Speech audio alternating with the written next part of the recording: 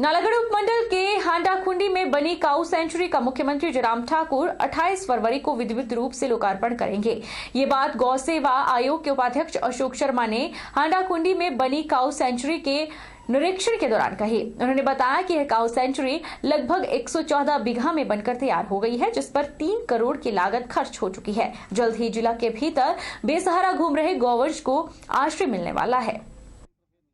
तारीख को माननीय मुख्यमंत्री जी हांडाखुंडी जो गो अभयारण्य क्षेत्र बनाया है, इसमें दौरे पे आ रहे हैं। इसका उद्घाटन करेंगे, लोकार्पण करेंगे।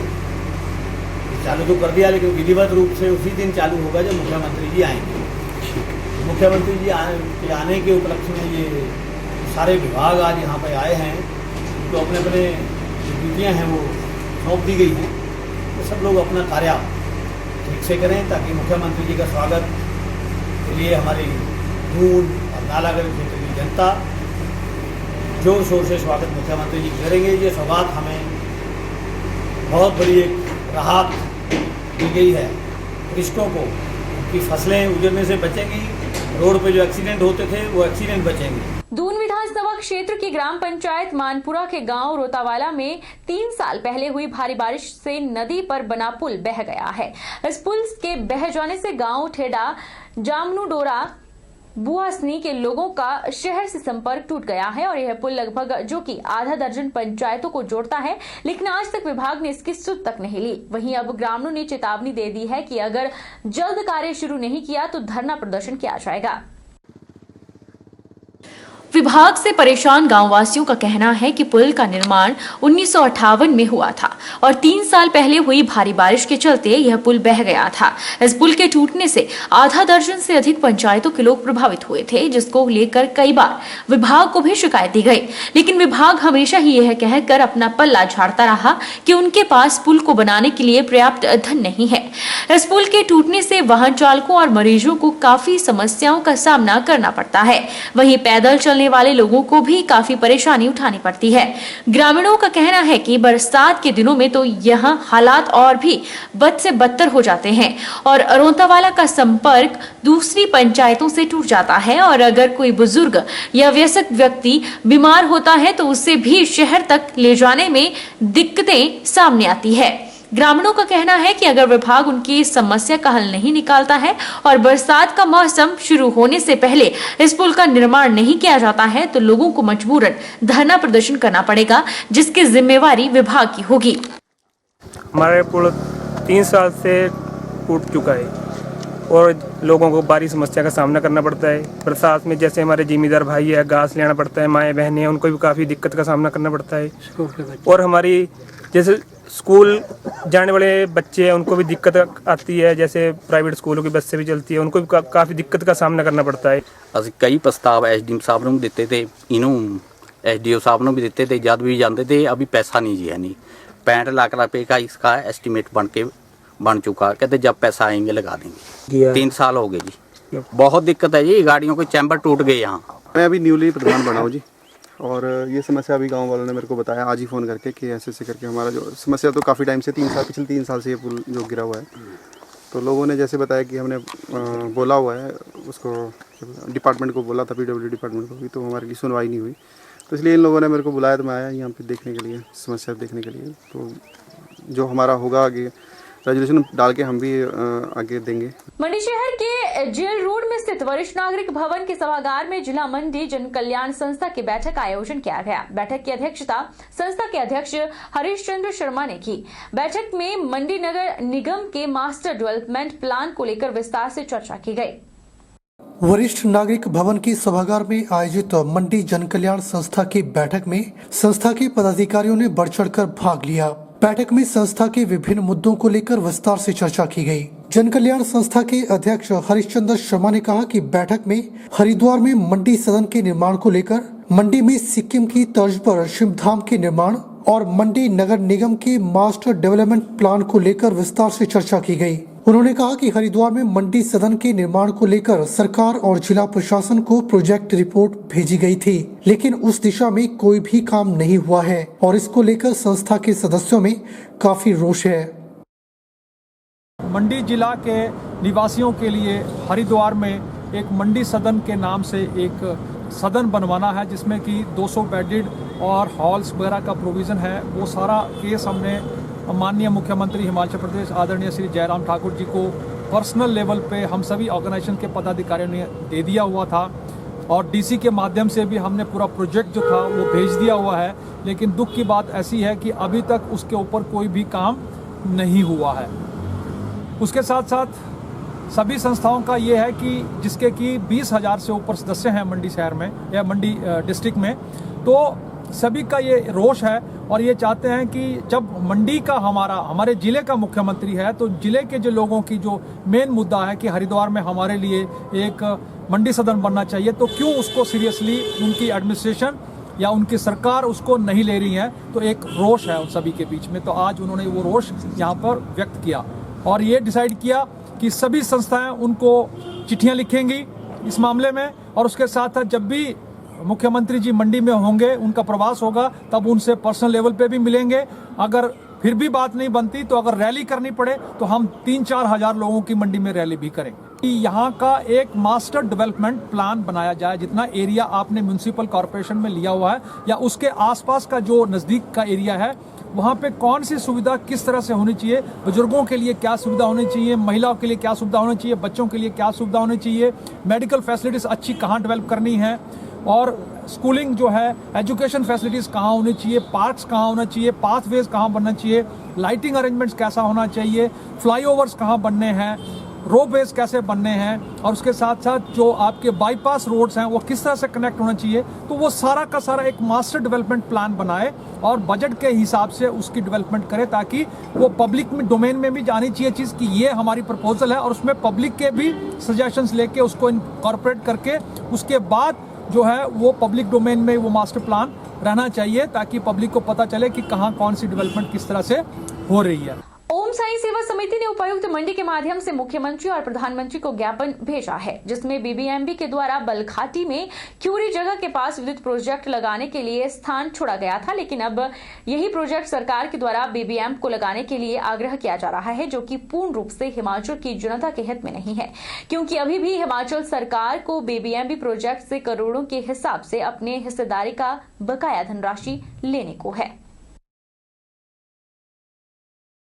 सिविल अस्पताल लड़भड़ोल में मंगलवार को कोविड टीकाकरण के दूसरे चरण में राजस्व विभाग के कर्मियों को टीका लगाया गया। नायब तहसीलदार लड़भड़ोल पूर्णचंद कौंडल ने भी कोरोना का टीका लगाया और तहसील क्षेत्र लड़भड़ोल के समस्त लोगों से अनुरोध किया कि सभी कोविड वैक्सीन लगवाएं। आज सरकार के आदेशानुसार स्वास्थ्य विभाग के जो डीएमओ लड़भड़ोल और डॉक्टर रोहित चौहान के अनुसार आज तहसील लड़भड़ोल के समस्त क्षेत्रीय स्टाफ व दफ्तर के कार्यालय के कर्मचारी व जिसमें मैं नायब तहसीलदार पूर्णचंद कौंडल मैंने अपने आप को वैक्सीनेट कर लिया है। तो जो जितने मेरे साथ बैठे हुए मेरे कार्यालय के कर्मचारी व अधिकारी, इन सबको भी वैक्सीनेट कर दिए जा चुके हैं।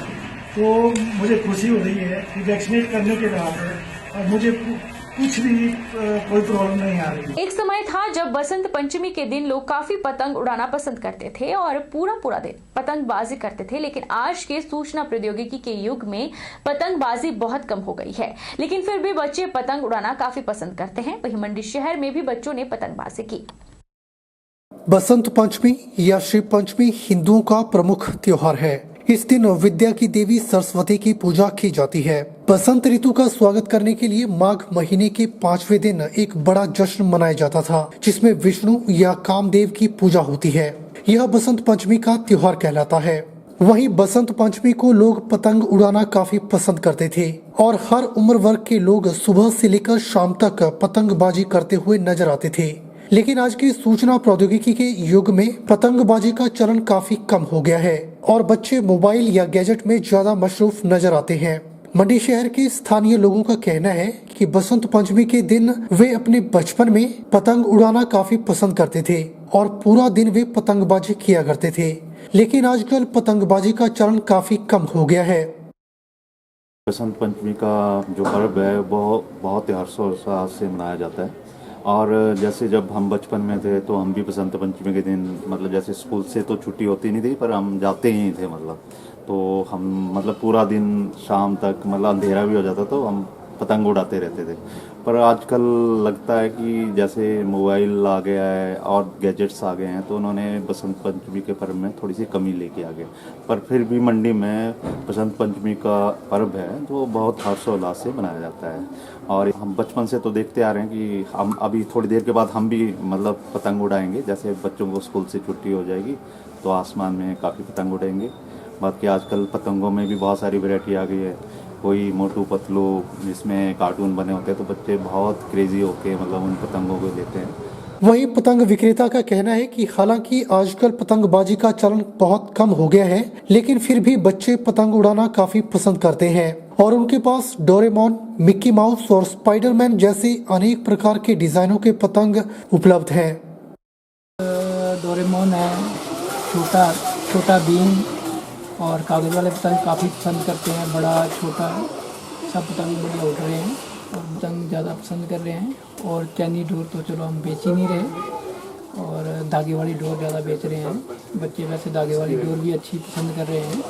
और थाना की पुलिस टीम को एक ही दिन में 2 सफलताएं हासिल हुई है। एक मामले में यूपी नंबर की गाड़ी से 98 किलो नागछत्री के साथ आरोपित को बनाला से गिरफ्तार किया गया। वहीं दूसरे मामले में 68 किलो 78 ग्राम भूकी बरामद की है। मामले में 3 लोगों को गिरफ्तार किया गया है। पकड़े गए दोनों आरोपित लुधियाना के हैं।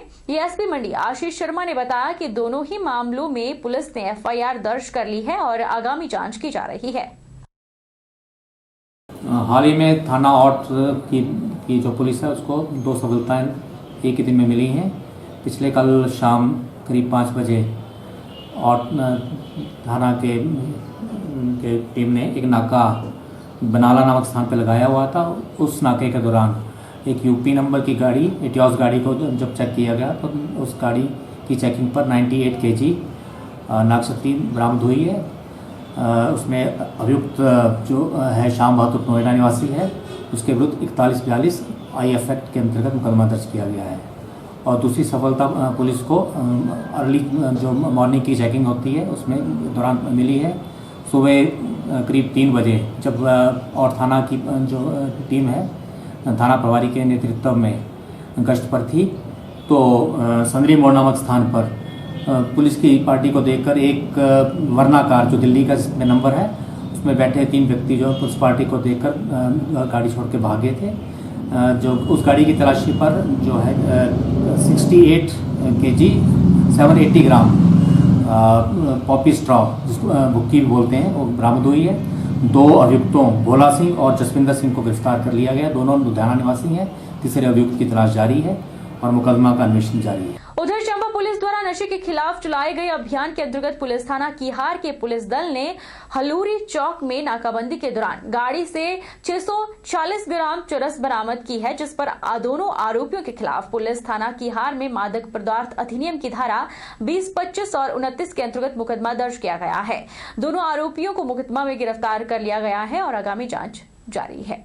चंबा पुलिस द्वारा नशा माफिया के खिलाफ चलाए गए अभियान में SHO कीहार की अगुवाई में HP 01C 1869 के सवार 2 व्यक्तियों से नाकाबंदी के दौरान हलूरी चौक में जिनके नाम जोगिंदर सिंह निवासी गांव ढांड व मोहम्मद अली गांव जगलोग से 646 ग्राम चरस बरामद की है। पुलिस ने धारा 20, 25 व 29 NDPS एक्ट के तहत मामला दर्ज कर लिया है। दोनों आरोपियों को गिरफ्तार कर लिया है। बहरहाल बुलेटिन में इतना ही। आप देखते रहिए HP 24x7।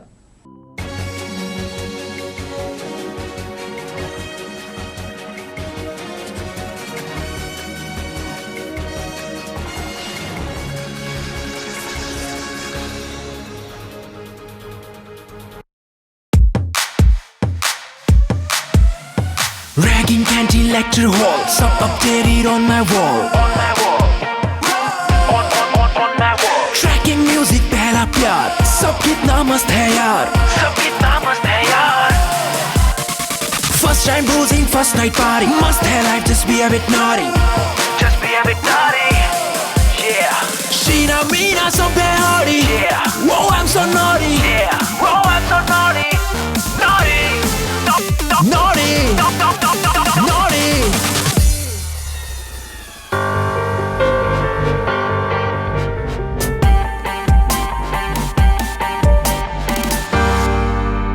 वो मुझे अपना स्टेटस पता करना है, HIV स्टेटस। अपना स्टेटस जानने के लिए करीब के सरकारी अस्पताल के जांच केंद्र में अपना HIV टेस्ट करवाइए। ये जांच और सलाह मुफ्त और गोपनीय है। Life may no fear when it's all clear.